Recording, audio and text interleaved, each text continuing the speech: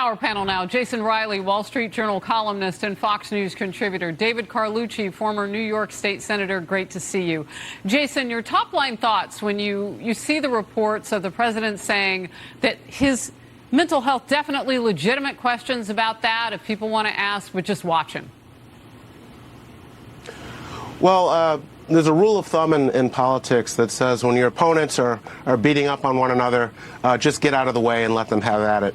And so that's what Democrats seem to be doing right now, dealing with President's age and questions about his competence.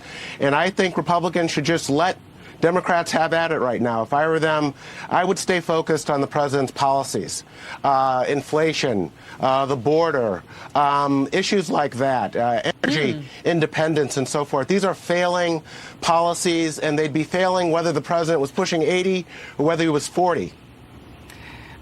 David, what do you think when you hear that maybe Democrats are making too much out of his age?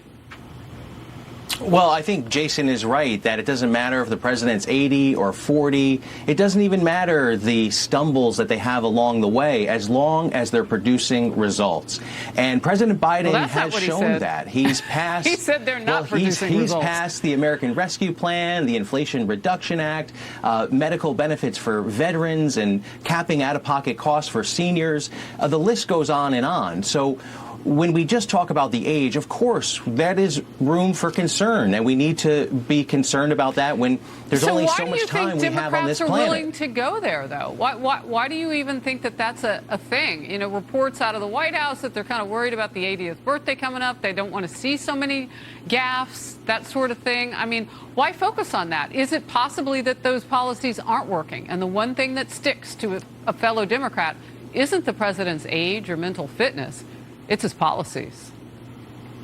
I think you're exactly right. It is his policies, and I think it's just a little bit of chatter about his age, about his gaffes, but the main focus has been on jobs. The president was here in my neck of woods, upstate New York, touting the over $100 billion of private investment that's going to be made in upstate New York, a place that's been long neglected by private investment. Energy. All right, let's move. And you know, Jason, I caught it.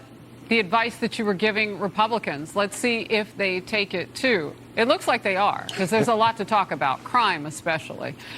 Georgia is seeing record-breaking early voting numbers. And liberal media are reporting that everybody's in line. So far, a total 740,000 people have voted early and in person.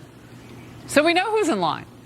Nearly 80,000 just on Saturday alone, which is a 159% increase over numbers reported in 2018. State officials are talking up the numbers with this. How many turnout records do we have to break before Stacey Abrams and President Biden apologize to Georgia? Apparently, the number is infinity and beyond. You have record numbers of people voting early in Georgia, record numbers of African Americans voting early, and yet the Democrats are saying it's Jim Crow 2.0. It is. It is. Unfortunately, it is Jim Crow. In the case, how is that? It's Jim Crow. SB 202, as you well know, allowed anyone to challenge the validity of a voter. There are many African Americans and others, young people especially, who are going out to vote, and they're being challenged. So the talking points persist, and so do the voters going to the polls early. Jason. This is such a phony issue, this whole voter suppression issue, but it persists. And it's ironic because minority voter turnout has never been higher. In recent presidential elections, we've had the black voter turnout rate passing the white voter turnout rate. It happened in 2008. It happened in 2012. In 2020, it was the third highest after 08 and 2012. In the 2018 midterms, we had the highest minority voter turnout for all minority groups on record. This is just a phony issue, and it's ironic that it would be that Georgia would be ground zero. When Stacey Abrams lost her gubernatorial race to Brian Kemp in 2018, she started a voter suppression group. At that time in Georgia, black voter turnout and black voter registration already surpassed white voter turnout in the state. David, last quick word. Georgia voters are concerned. That's why they're coming out in record numbers. SB 202, as Donna had previously said, so wait, is a voter because I don't want to get it twisted here. Georgia voters are concerned, so that's why they're coming out in record numbers, and they are able to vote.